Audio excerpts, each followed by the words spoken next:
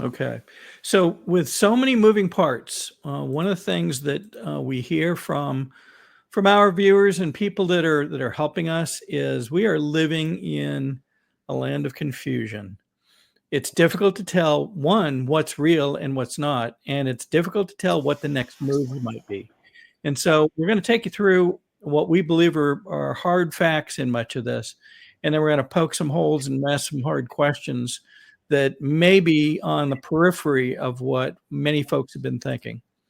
So first up, we had another ice raid at another Hyundai plant here in Georgia, down near Savannah, about I think 25 miles west of Savannah. And you will see these folks literally running through one of the plants. Now, recall that back in 22, even Joe Biden was touting the fact that Hyundai was putting a plant and investing in Georgia.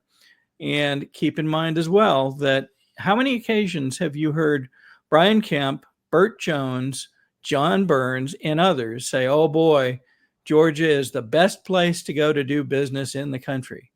Well, maybe it is, and maybe it's just the easiest because you've got this built-in population of folks that'll work at about 1/3 the labor rate. Is that the kind without legal documentation, Bill? It would in fact be. Now keep in mind, here we're going to show you this first. Let me play this, and then we're going to come back to this.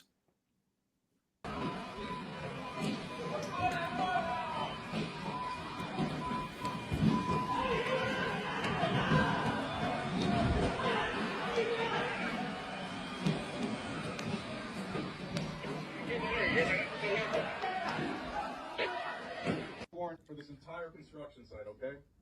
We're Homeland Security. We have a search warrant for the whole site.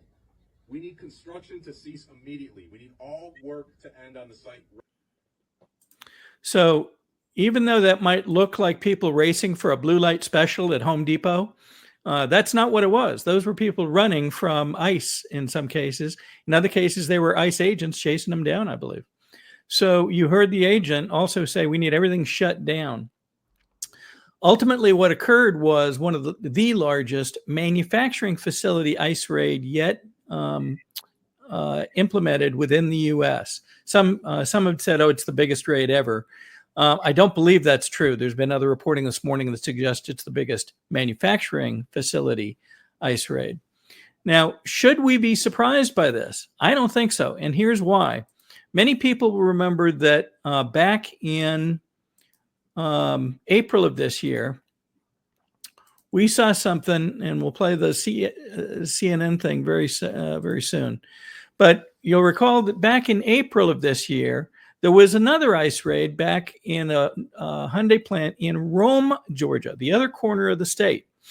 And there, one of the witnesses said that there were more than 100 people racing for the fence line. I believe that's a quote.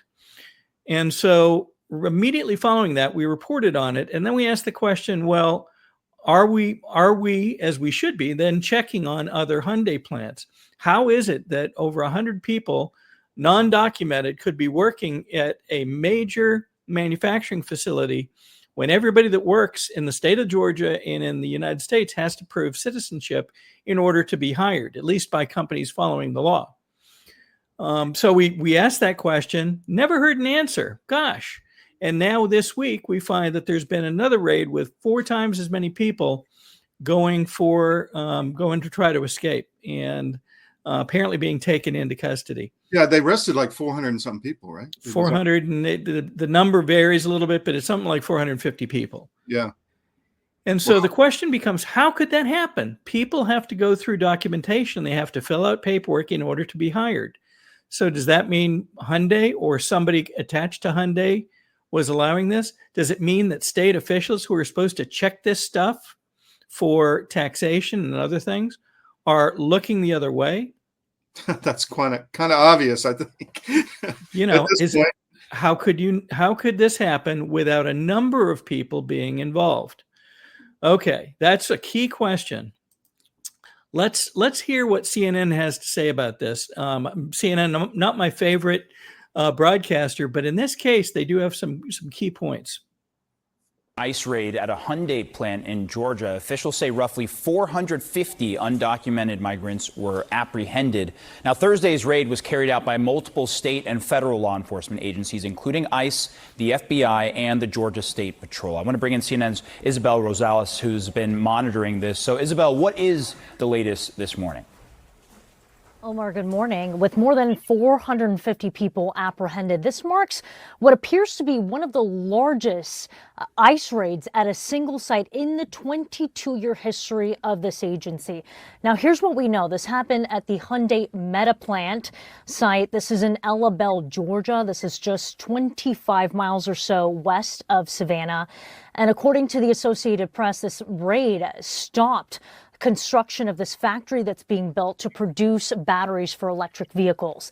This same site, this same project, this was touted by Georgia's Governor Brian Kemp, who called it the largest economic development site in the state's history.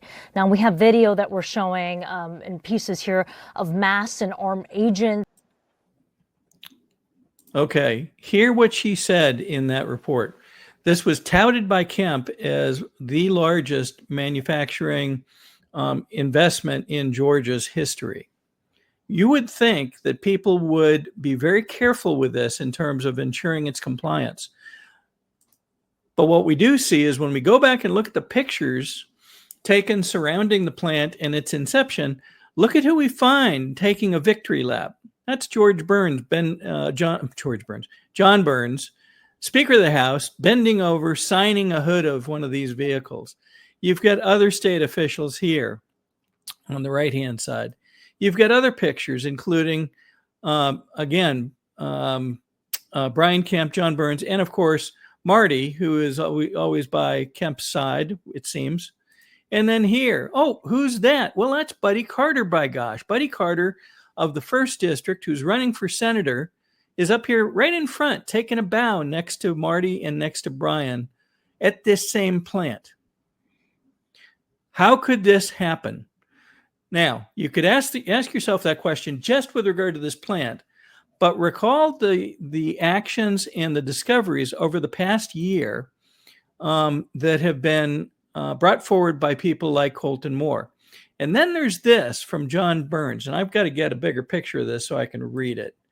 But Burns takes the time to issue a communique, and you can read the top for yourself. I want to focus on the last paragraph. The House has proven our commitment to supporting legal immigration and opposing illegal immigration here in Georgia. We will continue to uphold the rule of law at every turn. And most of this paragraph is about the rule of law. Great. So I'll pose these questions directly to Jon Burns. Jon Burns, how do you say something like that when your chief of staff, who is supposedly general counsel, who is not even a licensed attorney in the state of Georgia, acting in your office as an attorney would, as general counsel, throws a sitting state senator to the ground, acting in the commitment to supporting the rule of law? Really? Really?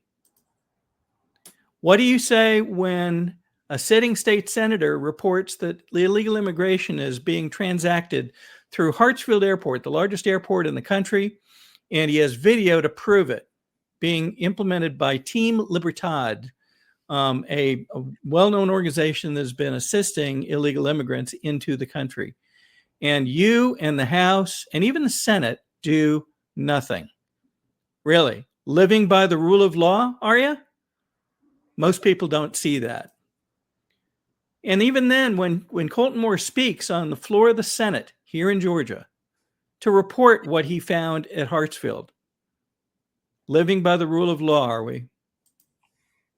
And then, or just as a reminder, back in April of this year, we reported the previous raid on another Hyundai plant and asked for immediate follow-up to see what might be happening at other similar manufacturing plants. We didn't even limit it to Hyundai.